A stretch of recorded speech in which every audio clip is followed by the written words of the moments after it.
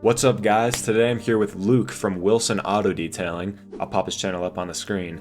But basically, if you don't know who he is, he's an experienced auto detailer who's been in the industry for about 15 years now, and we're going to be asking him some questions just about the business side of auto detailing. So hopefully by the end of this interview, you can learn and apply some of these tips to your own auto detailing business. Before the video starts, I do want to let you know that my camera was not working for the first part of this interview, but it does come back on later in the interview. But enough said, let's get straight on into the interview. Basically, to start, I just wanted to ask, I know you've gotten asked this before, but what kind of got you into auto detailing and stuff, and more the business side? Because I watched a little bit of a past podcast you've done, and you said you like the business aspect, the entrepreneurship of it.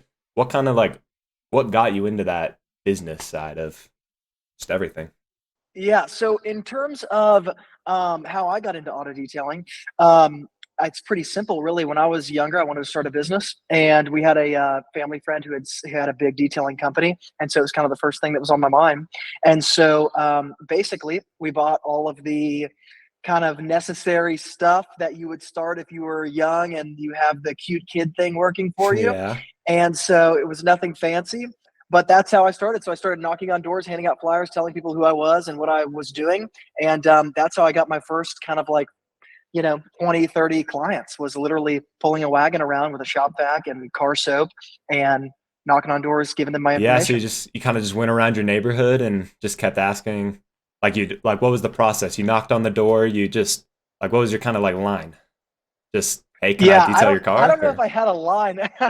Yeah, I don't know if I had a line. I had a flyer that had like a breakdown of some simple services and a price, really? and basically my this was back when I was 13 years old. This is a long time ago, Wow. but I remember on the flyer it said um, all details under $100. So That was like that your was my offer? my That's offer. That was my cool. hook. That's right. Yeah. So I don't know how old you are now, but how long ago was this? How long have you been in the industry? Yeah, well, I guess technically, I've been detailing for around 15 years.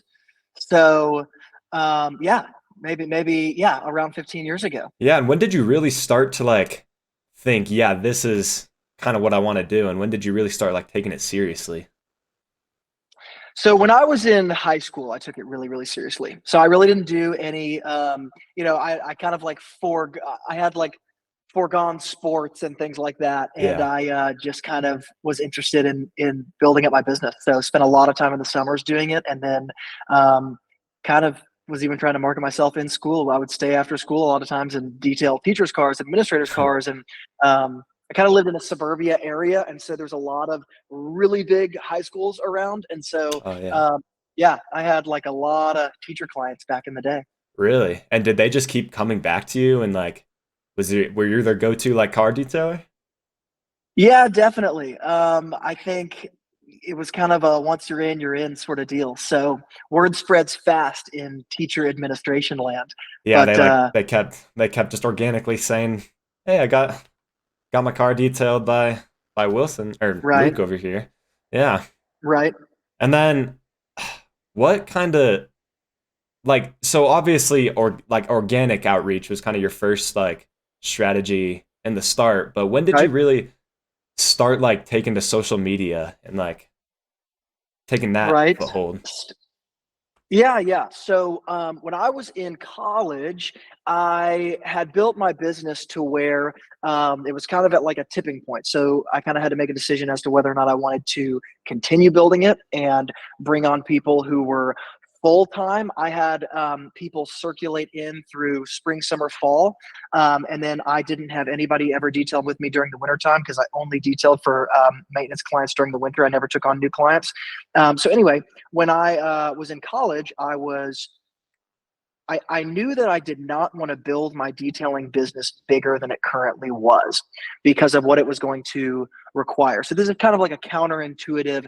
I don't talk about this on social media, but maybe one of the counterintuitive things is um, in order to grow my detailing business from where it was, I was going to have to put in um, a lot of money, a lot of time, and really kind of say, okay, I'm gonna this is what I want to do for the next 20 years, sort of thing, is the way that I thought about it, whether or not that was true or not. And so I wanted to figure out how I could stay in my detailing business, but get into a vehicle that was more scalable. And so that's why I started going online, because I had taught myself a lot about online marketing through growing my detailing business. And so I just slowly started to take that into the sort of, I guess we'll call it detailing training, because that's Yeah. what it has turned into over time online. But I wanted to be in an online vehicle where I could start to build teams to build technology and products in terms of, sort of like intellectual property products, like online Yeah. training and things like that. Because I was really interested in that. Yeah. And what sort of online like marketing strategies did you like test out? Was it like Facebook ads or Google S like SEO, or what kind of like what'd you target? Yeah, it was different for my detailing business or for the online side of the business. So you tell me which one you want to talk about. Um Facebook ads, I guess. We'll start there. Yeah. So, in terms of ads for my detailing business, most of what I ran were Google ads, not Really? Facebook ads. Yeah. So, just in terms of a detailing business, most people are searching on Google. Most people are finding your Google business profile and then visiting your website.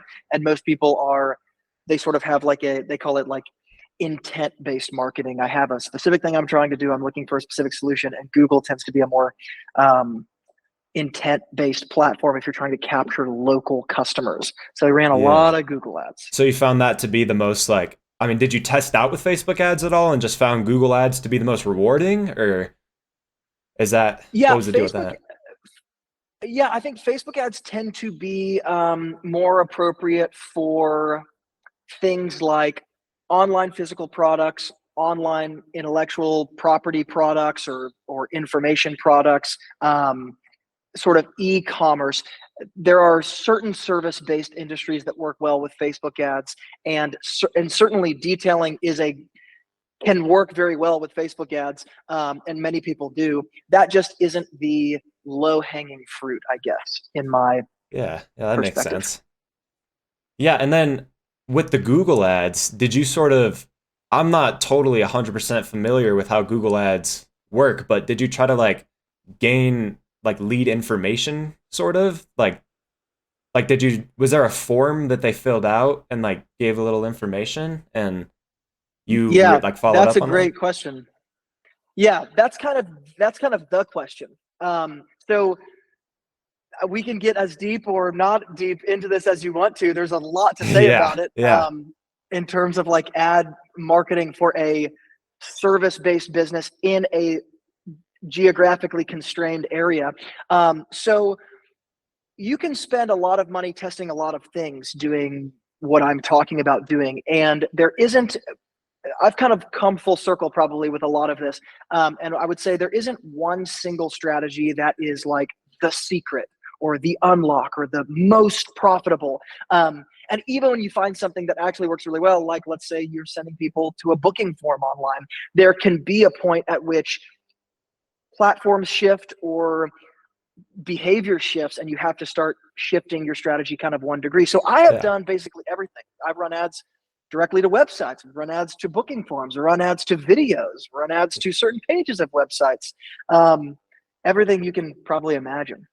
Yeah, I mean, what was there any one that stood out as like the most rewarding sort of, or like the most like gave you the best results or the cheapest cost per lead, or were they all just Yeah, kind of like how, like what am I trying to say? Like they're all just, the same and it's just really how much effort you put into each one.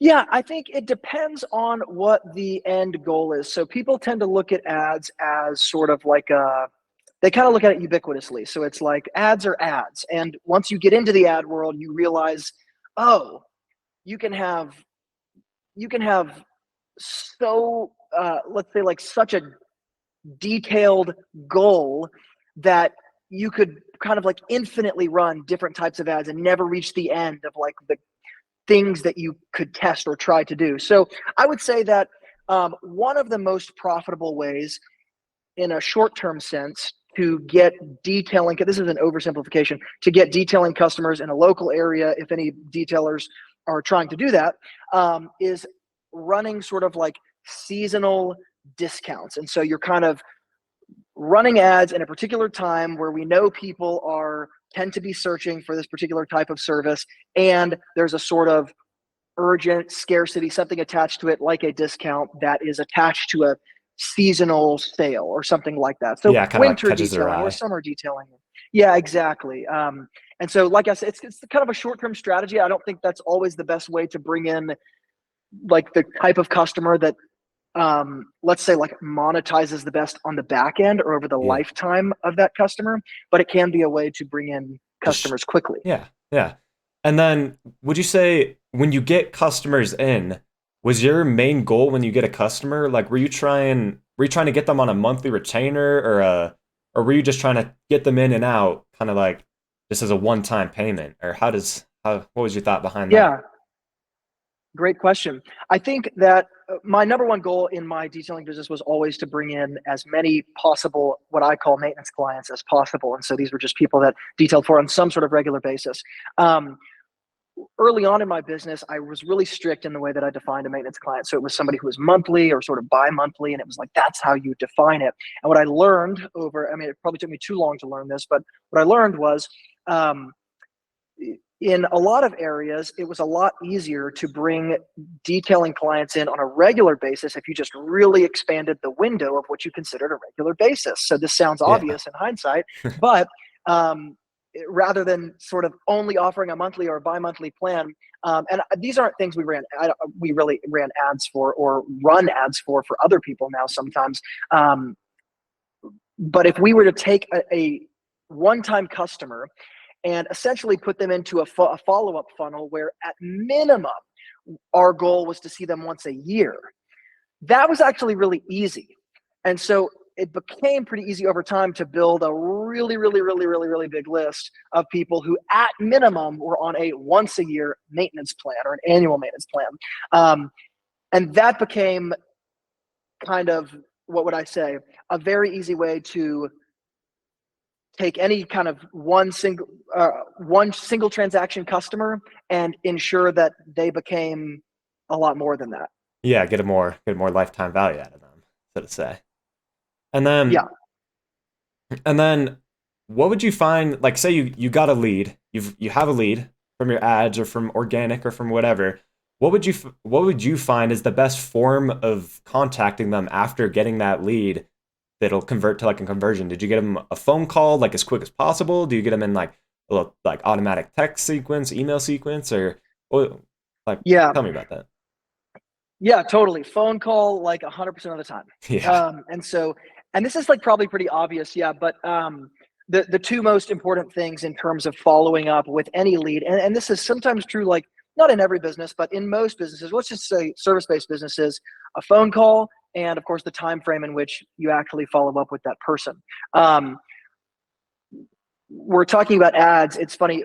The strongest part of my business has always been organic, and Yeah. that's because it kind of becomes like a self building machine over time once you kind Yeah, of it's like the build a snowball effect. foundation.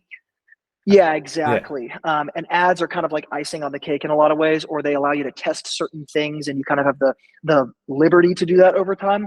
But yeah, in terms of lead generation and converting people into customers, always, always, always a phone call.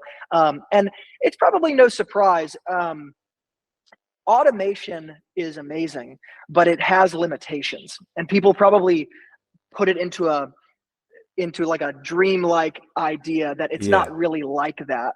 Um, Yeah, like you still have to put in work to get the lead. It feels too yeah, robotic, kind of. If you're a customer and you're definitely. getting these robotic messages, and yeah. And then Right. That's right.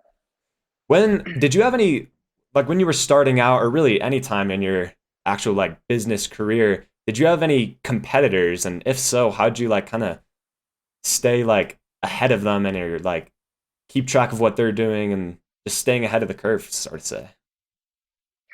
Yeah, that's a great question. I think that I don't think a lot about it, to be honest with you. Really? I don't think a lot about competitors. I think there's probably a few reasons for that. Number one, I guess let me shift to the online side. Well, we can continue talking about the detailing Yeah. business in and of itself. Let's see here. I'm trying to think about how to maybe articulate this in a way that's like best or easiest to communicate. Um, when you over focus on what other people are doing, you kind of can do a disservice to yourself and your own business. In that,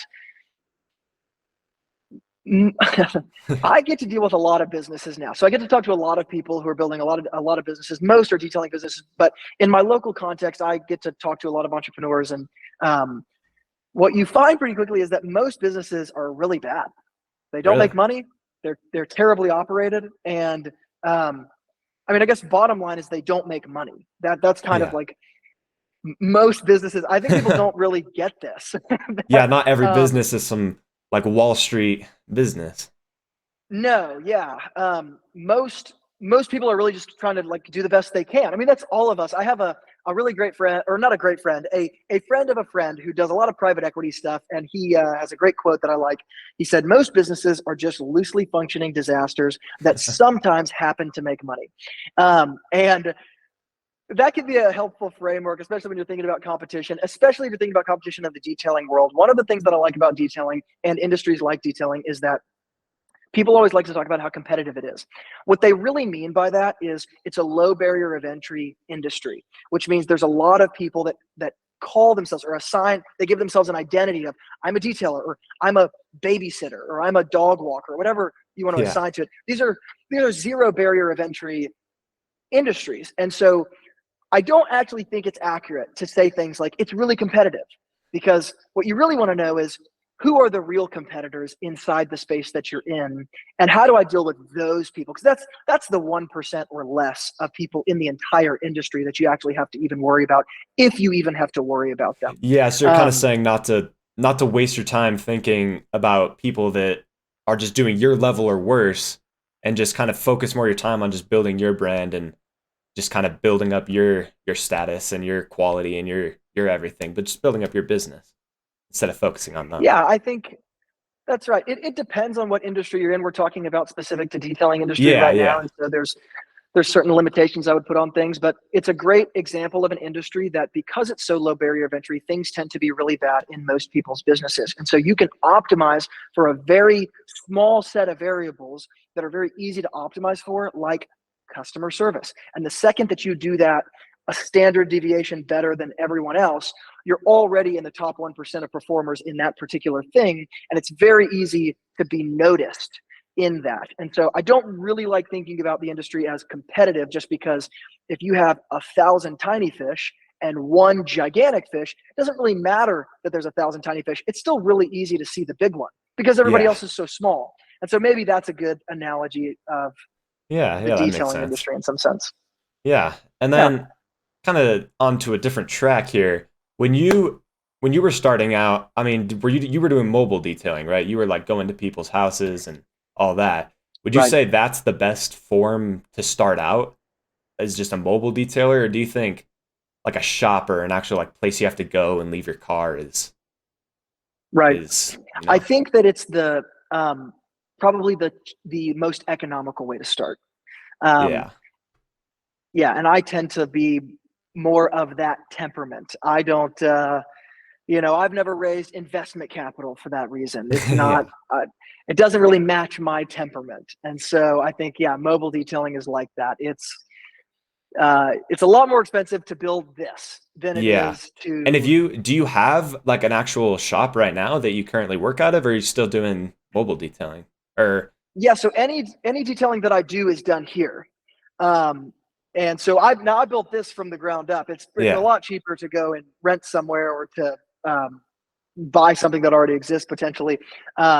But this is primarily for video. And so most of what I do during the day is online, it's video, and my detailing business feeds into that. That's the way that I look at it. Yeah. Yeah. And would you say that's kind of like the end goal for detailers, so to say? Like if you're starting out, you should strive for that, or do you think you can just kill it just completely doing mobile detailing for just the rest of your career, I guess? Yeah, I think that there is no hard and fast rules, and people like to think of things that way because it's simpler to think of things that way. But um, I would never start a restaurant business, and yet there are people who start restaurant chains and become billionaires. And so Yeah. there are different games for different people. And so, yes, I would say you can absolutely do an incredible job building a very impressive mobile detailing business in the same way you can build a very impressive, stationary detailing business that's got a single location. Most of the things that create a really successful business in the detailing world are not necessarily the things that detailers think. Um, you kind of get into conversations about how do I build infrastructure in my business? How do I build enterprise value? How do I how do I stop working? How do I stop detailing the car day to day? And how do I build a business and a Yeah. and an Yeah. entity? Build out. Yeah. And Yeah. when you were starting out, what would you say your goals were? Just to like, just, To yeah, make some side money. make some side money. And that eventually just Yeah. evolved into you're like, hey, I can actually do this for a living and just keep doing it. Yeah, I think that in hindsight, it's a lot easier to build stories that are super impressive, and that's great. There's a Yeah. place for that. But it's super easy to connect dots looking backwards. It's not easy to connect dots when you're looking forward, but they do seem to connect every time you look back. Um, I do what I do now because I have a lot more clarity about what I want to do and where I want to go and the end goal. And I think those are luxuries that come over time as you actually start opening doors that are kind of placed in front of you. They're not always there at the beginning. Yeah. Yeah. That makes sense. And if you don't mind me asking, what would you say your end goal is right now? No, that's a totally fair question. So I'm let me think about how to answer this because there are things that I'm kind of keeping closer to the vest and a little more Yeah. secret Yeah. um, that probably hopefully to my advantage. But I would say my goal now, think about how to phrase this. Your goals kind of always expand as you like see more of what's available or what the potential could be. Yeah. Um, Yeah. so like I said, when you're in the beginning of anything, you tend not to see all the way to the end. You tend to see kind of to the next step and your vision expands over time. But um, my goal right now is to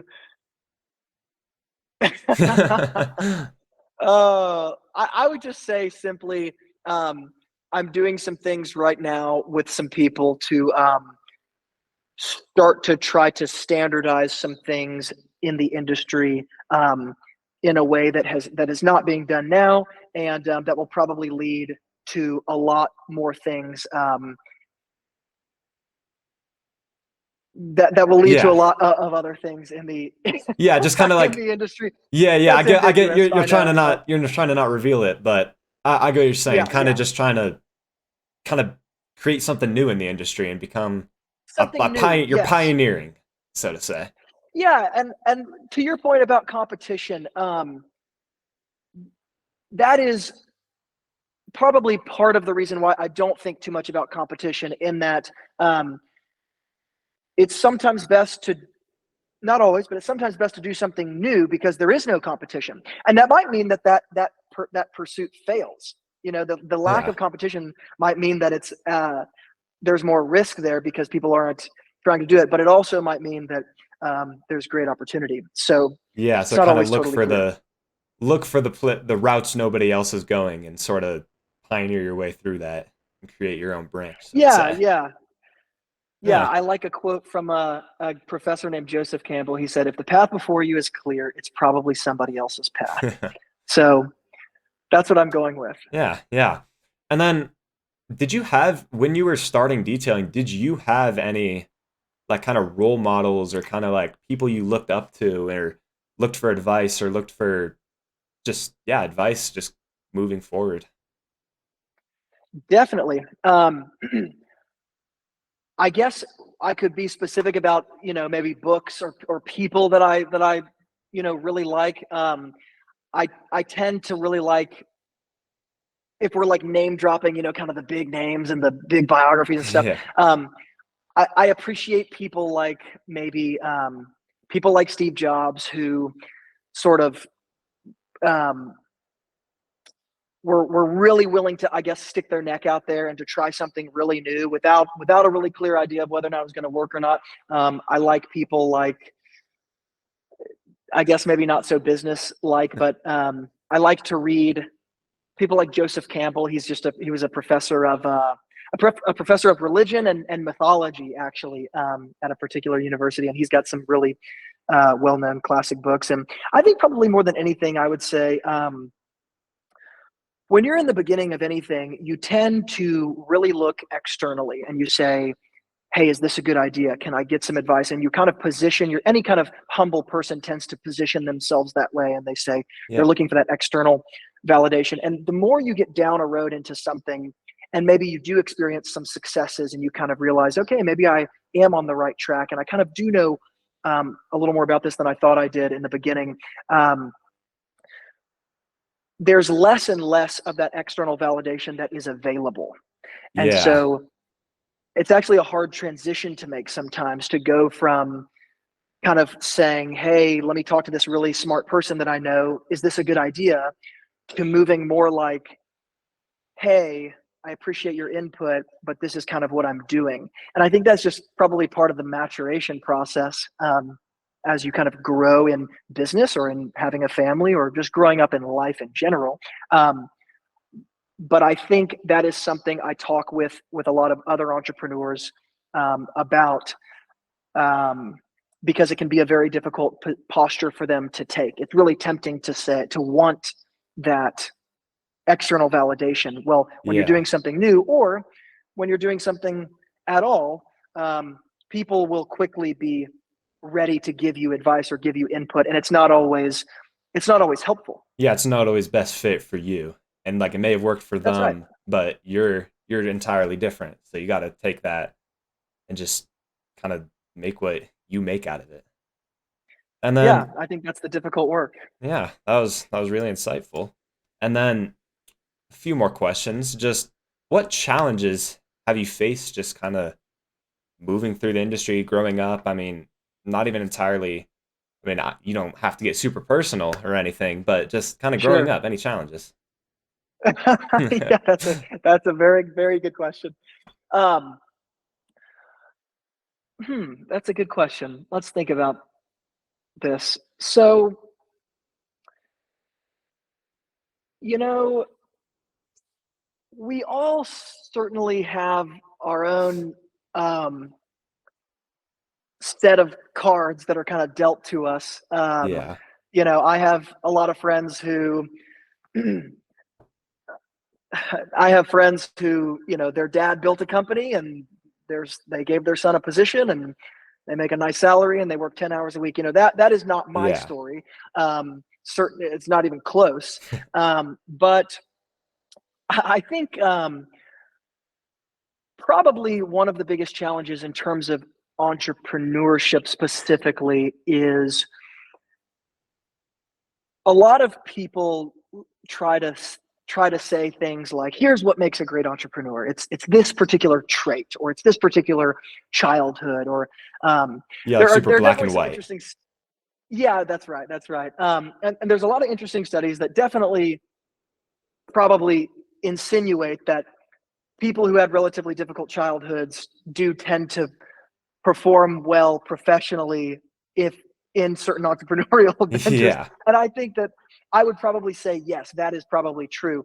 But I think maybe more specific to business, um, this is totally my take, so take it with a grain of salt. The one thing that I found that kind of wraps is like more common with a lot of the great entrepreneurs that I know is temperament.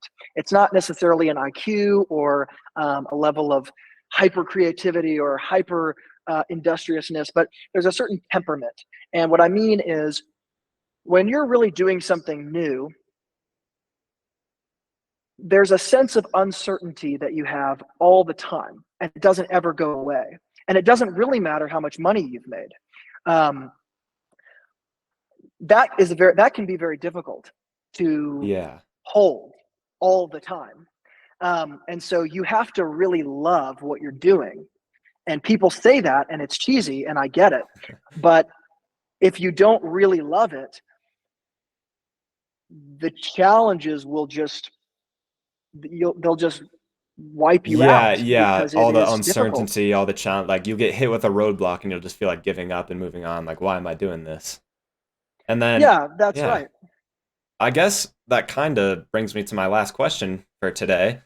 And what kind of motivated you to really start a business and get into entrepreneurship? Like, was it the money? Was it Yeah, just you don't want to work a 9 to 5? Is it, there's right. all these different reasons. Yeah. Um, Maybe it's annoying that I tend to answer things with like a maybe a quote or a story or something. No, no, it's But sometimes interesting. sometimes it's a little easier to conceptualize things that are that way.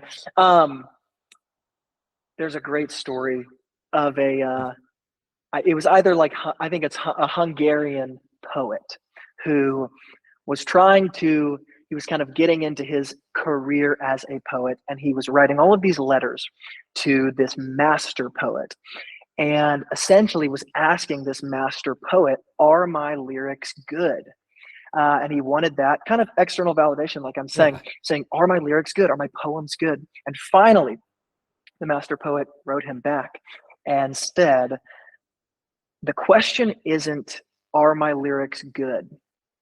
The question is, in the dark hour of the night, do you think I must write poetry? And that is probably how I think about how I spend my time, which may sound really weird and deep and ambiguous because we're talking about detailing and online business. But I think in terms of motivation, I don't know how I would do anything else. And so, Yeah. That's yeah, just kind of what motivates you. You just yeah. That's interesting.